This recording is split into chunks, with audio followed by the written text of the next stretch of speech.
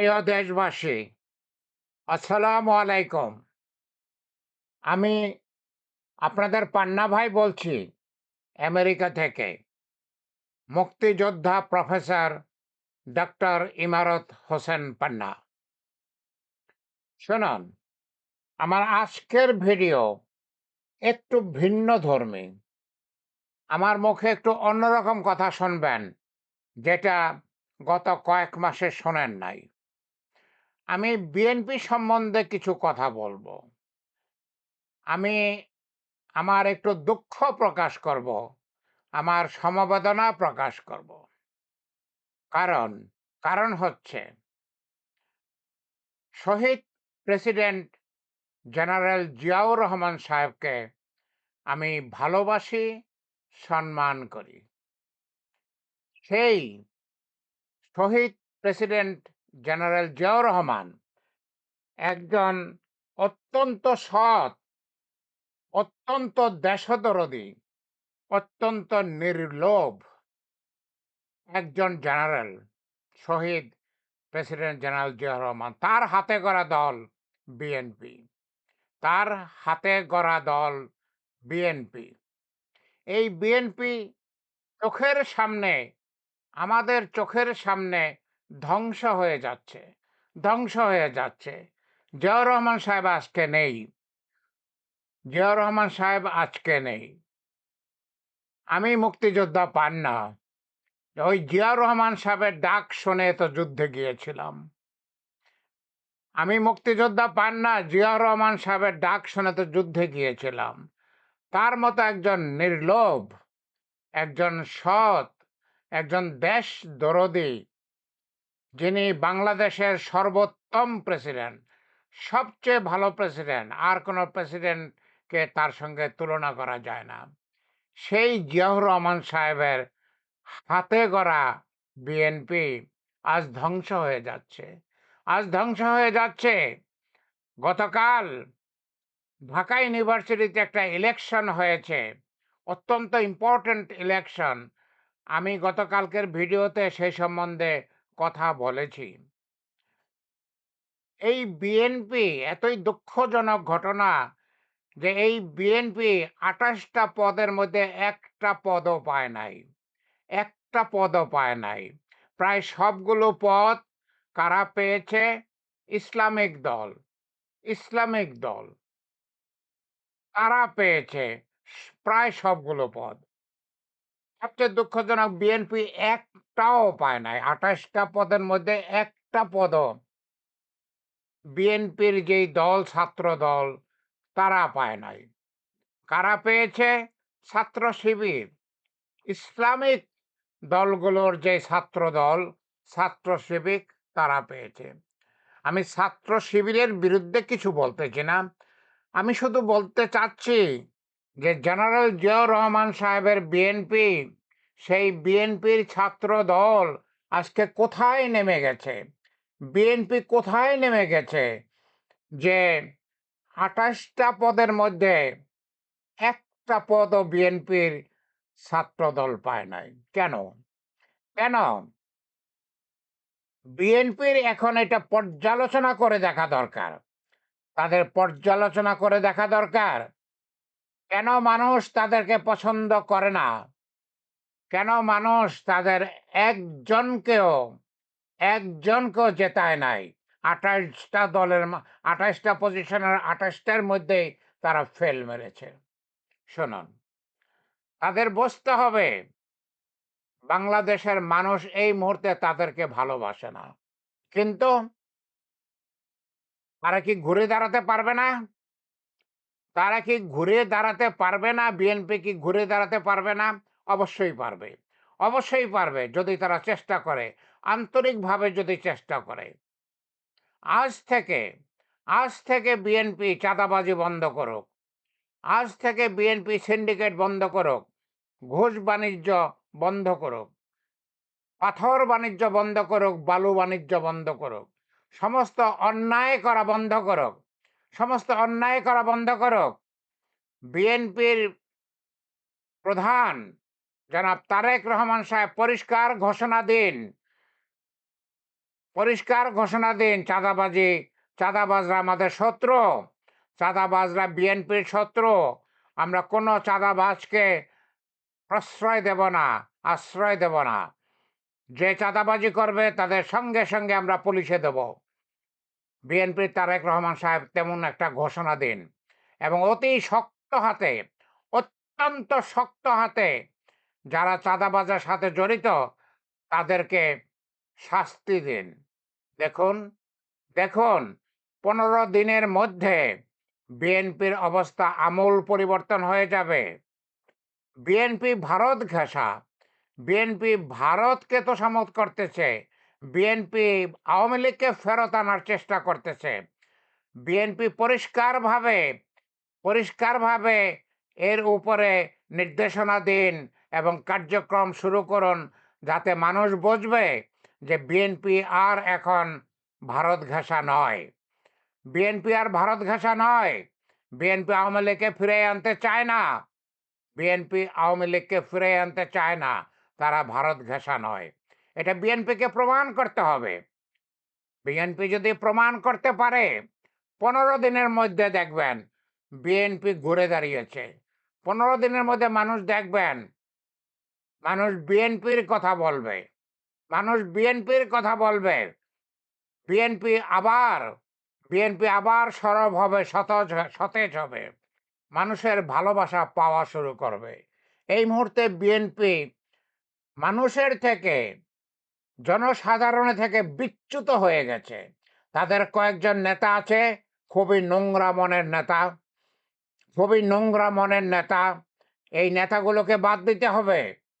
এই নেতাগুলোকে বাদ দিতে হবে। আজ পর্যন্ত তারেক রহমান সাহেবের কোনো দোষ আমি শুনিনি। তারেক রহমান সাহেবকে মানুষ এখনো পছন্দ করে।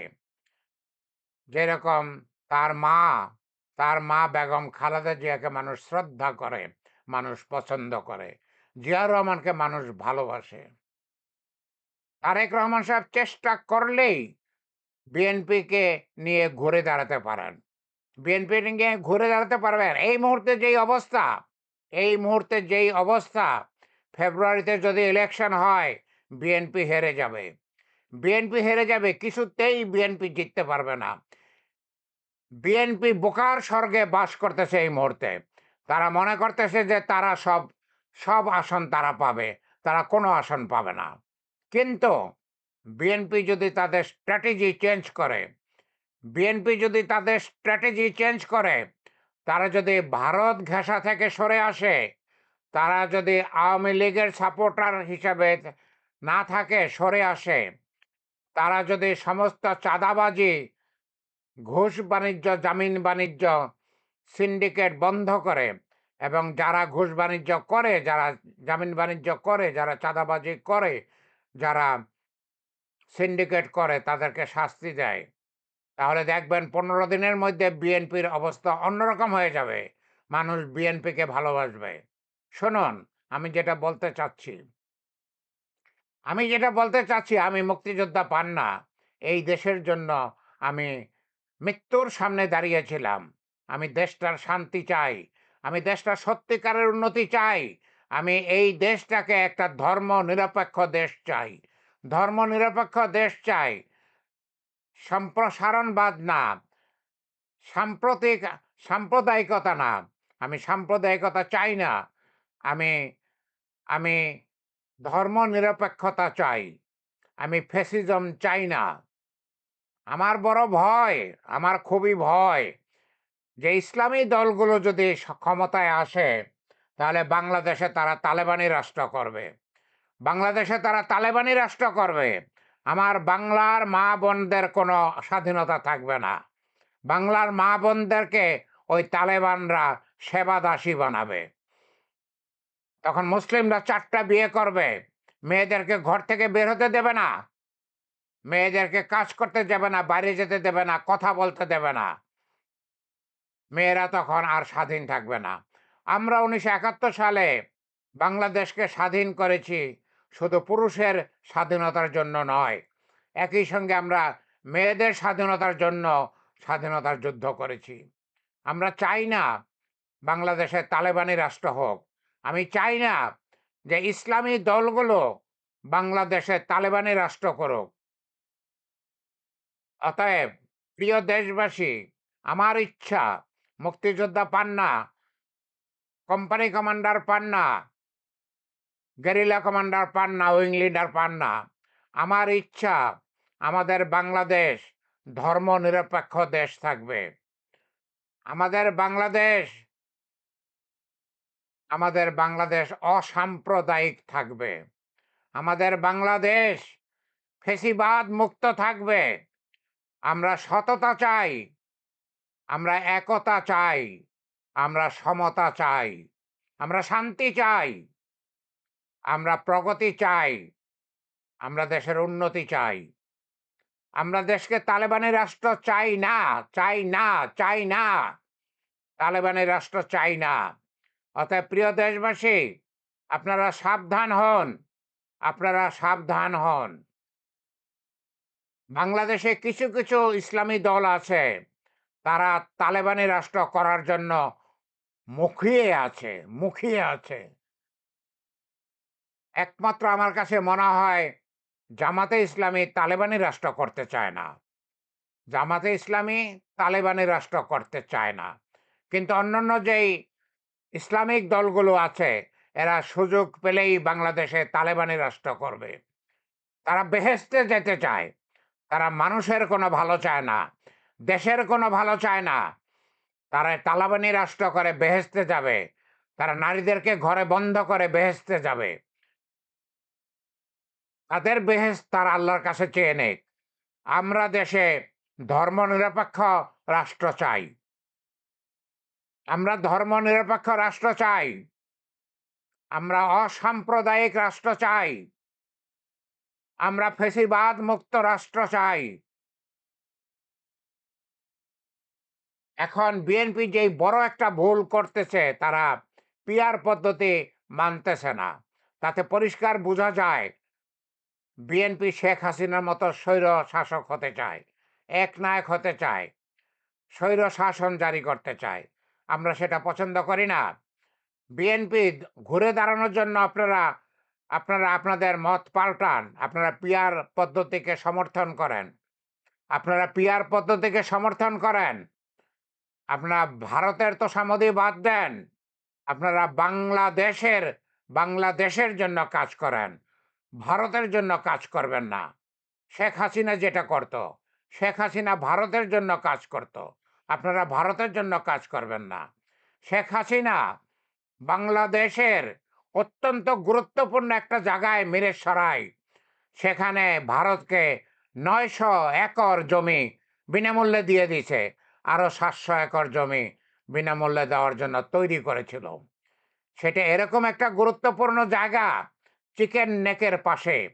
চিকেন নেকের পাশে তার মানে কি, যদি ভারতের সাথে আমাদের কোনো গোলমাল হয়, ভারত ওই ৯০০ একর জমিতে ইতিমধ্যেই স্থাপনা করেছে তাদের নিজস্ব, এবং ওটা এরকম একটা জায়গা যেখানে বাংলাদেশের কেউ ঢুকতে পারবে না, যেখানে বাংলাদেশের মিলিটারি পর্যন্ত ঢুকতে পারবে না। ভারতকে সেইভাবে দেওয়া হয়েছে।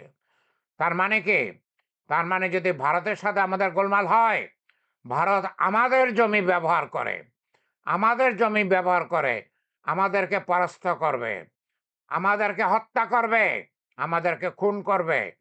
শেখ হাসিনা বাংলাদেশের ভিতরে একটা ছোট্ট ভারত তৈরি করে গেছে।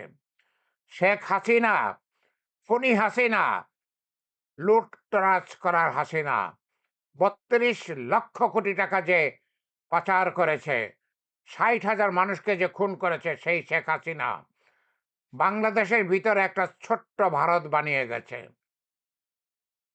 এই শেখ হাসিনা জাহান্নামে যাক, জাহান্নামে যাক, জাহান্নামে যাক। প্রিয় দেশবাসী, আমরা চাই বিএনপি যেন ধ্বংস না হয়ে যায়। বিএনপি শেখ হাসিনার সাথে যেন জাহান্নামে না যায়। বিএনপি ঘুরে দাঁড়াক। বিএনপির কাছে আমার আবেদন, আমার অনুরোধ, আপনারা কালাকানুন বাদ দেন। আপনারা বাংলাদেশিদের দল হন। আমরা বাংলাদেশের দল হন, ভারতের দল হবেন না। আপনারা শেখ হাসিনার দল হবেন না। আপনারা বাংলাদেশের দল হন। আপনারা বাংলাদেশের মানুষকে ভালোবাসেন। আপনারা যে চাঁদাবাজি করে মানুষকে কষ্ট দিচ্ছেন, সেই চাঁদাবাজি অনতিবিলম্বে বন্ধ করেন। আপনাদের যেসব নেতাপোতারা চাঁদাবাজি করতেছে তাদের শাস্তি দেন। আপনারা পরিষ্কার ঘোষণা দেন, আপনারা চাঁদাবাজির শত্রু, আপনারা চাঁদাবাজির বিরুদ্ধে পরিষ্কার ঘোষণা দেন। আপনার পিআর মেনে নেন। আপনারা ঘুরে দাঁড়ান, আপনারা ঘুরে দাঁড়ানোর চেষ্টা করেন। আমরা চাই না আপনারা ধ্বংস হয়ে যান।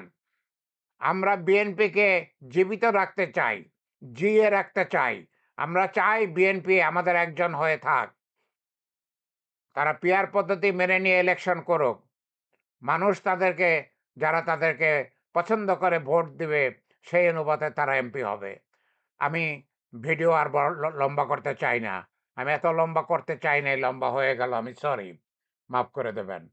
প্রিয় দেশবাসী, আল্লাহ আমাদের সহায় থাকুন। আল্লাহ আমাদের সহায় থাকুন। আল্লাহ সহায় না থাকলে তো কিছুই হবে না। বিএনপি, দয়া করে আপনারা ঘুরে দাঁড়ানোর চেষ্টা করেন। আমরা দেখতে চাই না আপনারা ধ্বংস হয়ে যান। আপনারা ধ্বংসের পথে, আপনারা ধ্বংসের পথে। আমরা সেটা চাই না। আমরা চাই আপনারা আমাদের দেশের একটা প্রগতিশীল দল হিসাবে থাকুন। বাংলাদেশের একটা শক্তিশালী দল হিসাবে থাকুন। আপনারা আমাদের হয়ে থাকুন। আপনারা ভারতের হবেন না। আপনারা আওয়ামী লীগের হবেন না। আপনারা ঘুরে দাঁড়ান, ঘুরে দাঁড়ানোর চেষ্টা করেন। এখনো সময় আছে, এখনো সময় আছে। আপনারা যদি আন্তরিকভাবে ঘুরে দাঁড়াতে চান, আমি মুক্তিযোদ্ধা পান্না, আমরা বাংলাদেশের মুক্তিযোদ্ধারা আপনাদেরকে সাহায্য সহযোগিতা করব ইনশাল্লাহ। আপনারা ঘুরে দাঁড়ানোর চেষ্টা করেন। আপনারা ভারত থেকে দূরে সরে আসেন। আপনারা শেখ হাসিনা, আওয়ামী লীগ থেকে দূরে সরে আসেন। আপনারা বাংলাদেশের দল হন। এই মুহূর্তে আপনারা ভারতের দল হয়ে গেছেন। আপনারা আওয়ামী লীগের সাথী হয়ে গেছেন। সেটা বাদ দেন। আপনারা ঘুরে দাঁড়ান। আমরা আপনাদেরকে সাহায্য করব। আল্লাহ আমাদের সহায় থাকুন। আমিন, আমিন।